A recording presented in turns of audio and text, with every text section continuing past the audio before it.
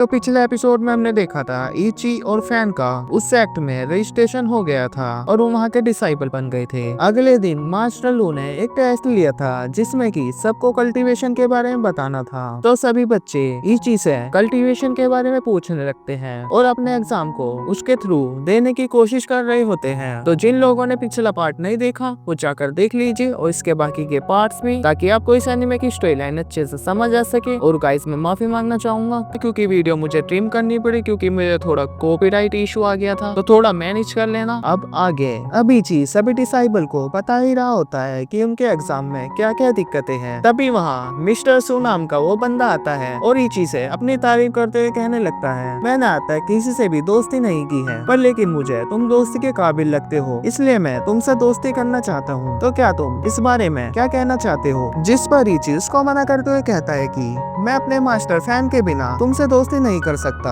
अगर मेरे master fan इसके लिए परमिशन देंगे तो मैं तुमसे दोस्ती करने के लिए तैयार हूँ। जिस पर मिस्टर सू उसे कहता है कि आखिर तुम खुद को तो देखो, तुम कितने टैलेंटेड हो और कितने खास टैलेंट के साथ तुम पैदा हुए हो, जबकि तुम उस मिस्टर फैन जो कि एक यूजलेस बंदा है उसके पीछे पड़े रहते हो, जिसको ना तो कल्टीवेशन का पता है और ना उसके अंदर कोई कल्टीवेशन पावर है। अगर तुम ऐसे ही उस फैन के पीछे पड़े रहोगे तो तुम भी उसकी तरह यूजलेस बनकर रह जाओगे। जिसको सुनकर इची को काफी तेज गुस्सा आ जाता है और वो उससे कहता है, तुम ये क्या कह रहे हो? अपनी जुबान संभाल कर बात करो, तुम मेरे मास्टर के बारे में ऐसा नहीं बोल सकते। और कहता है कि ये जो मैं जितना भी आज तक सीखा हूँ ये मेरे मास्टर ने मुझे पहले ही सिखा दिया था, कल्टीवेशन के बारे में भी, और जो कि तुम अपना एग्जाम लेकर मेरे पास आए हो ये सब मुझे मास्टर ने ही सिखाया है। अब इची की ये बात सुनने के बाद वहाँ मौजूद सभी डिसाइपल हैरान रह जाते हैं और उससे कहते हैं, क्या तुम सच कह रहे हो? क्या तुम्हें ये सब फैन नहीं बताया है? जिस पर हमें तो इस सब पर विश्वास नहीं हो रहा, फैन जैसा यूजलेस बंदा इतना ज्यादा नॉलेज कैसे रख सकता है? जिस पर एक्सायू कहती है, नहीं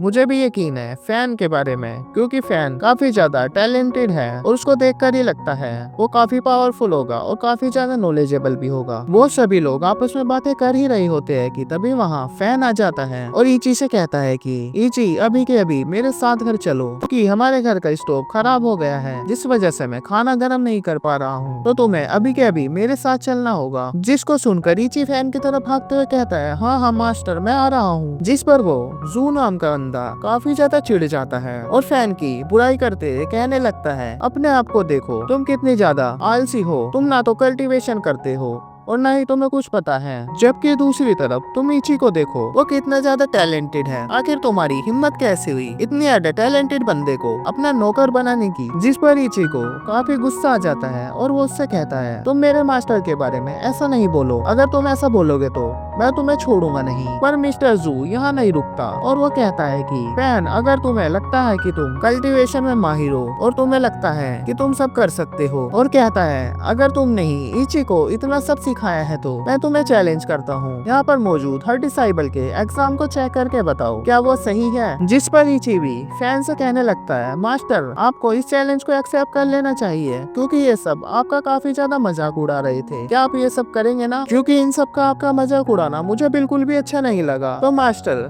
आपको ये सब करना चाहिए और आपको खुद को साबित करना चाहिए और आपको दिखा देना चाहिए कि आप क्या कर सकते हो। जिस पर फैन उससे कहता है कि चलो ठीक है, अगर तुम कह रहे हो तो मैं इन सबके सभी डाउट्स क्लियर कर देता हूँ और ये जो भी मुझसे पूछेंगे मैं उसको भी बता दूंगा। और उन सभी डिसाइबल से कहता है, ठीक है तुम सब अपना डाउट्स लेकर मेरे पास आ सकते हो, मैं तुम सबके डाउट्स क्लियर करने की कोशिश करूंगा। इसके बाद वही लड़की जिसका नाम एक्सायू होता है वो फैन के पास भाग कर आती है और अपना डाउट क्लियर कराने लगती है और फैन से अपना एग्जाम दिखाकर पूछने लगती है क्या उसने ये आंसर सही लिखा है। जिस पर फैन उससे कहता है कि तुमने तो डायरेक्ट ये लिख दिया है कि उस शॉट को कंट्रोल करने के लिए किस तरह की एनर्जी की जरूरत होती है, जबकि तुम्हें ऐसा नहीं करना है, तुम्हें पहले कल्टीवेशन के बेसिक लेवल को कंप्लीट करना होगा, उसके बारे में प्रॉपर नॉलेज के बाद ही तुम्हें आगे बढ़ना होगा। इसके बाद वो कल्टीवेशन से रिलेटेड कुछ मेथड लिखकर उस एक्सायू नाम की लड़की को दे देता है।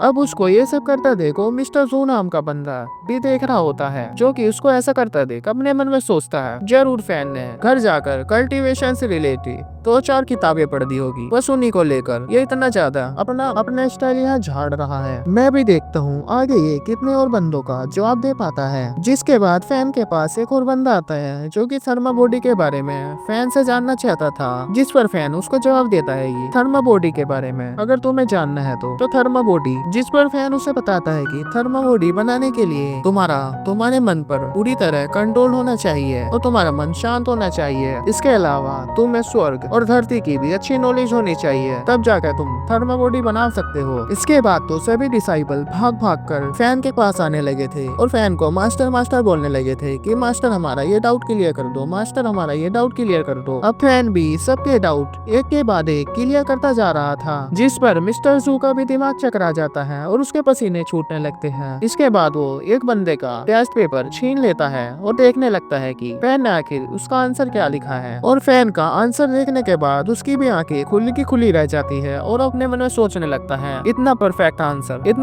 आंसर तो कोई मास्टर भी नहीं दे सकता। फिर फैन इतना परफेक्टली इतनी नॉलेजेबल और इतनी नॉलेज कैसे रख सकता है। तभी वहाँ मास्टर लू भी आ जाते हैं जो कि भीड़ को देखकर बोलते हैं क्या हो रहा है यहाँ इतनी भीड़ क्यों जमा है। जिसको वहाँ देखकर सारे डिसाइबल बता देते हैं कि फैन मास्टर हमारे डाउट्स को क्लियर कर रहे थे। जिसको सुनकर मास्टर लू भी काफी ज्यादा हैरान हो जाते हैं और सोचने लगते हैं ये यूजलेस बंदा आखिर इन लोगों के डाउट्स क्लियर कैसे कर सकता है। वो वहीं पर खड़े एक डिसाइबल का एग्जाम शीट ले लेते हैं और उसमें देखने लगते हैं तो उन्हें पता चलता है कि फैन ने काफी ज्यादा परफेक्ट तरीके से सभी सवालों के जवाब दिए हैं। जिसको देखकर मास्टर लू भी अपने मन में सोचने लगते हैं अरे वाह ये इसने तो सच में कमाल कर दिया, इतना परफेक्टली आंसर कोई बंदा कैसे ही दे सकता है, इतने परफेक्ट तरीके से आंसर तो मैं भी नहीं कर पाता। इसके बाद वो अपनी इज्जत बचाते हुए कहते हैं कि आप लोगों का एग्जाम इसलिए लिया जाता है ताकि आप लोगों के अंदर के फोकस को जान सके और ये जान सके कि आप लोगों को कल्टीवेशन के बारे में कितनी ज्यादा नॉलेज है। बट इसका मतलब ये नहीं कि तुम किसी दूसरे की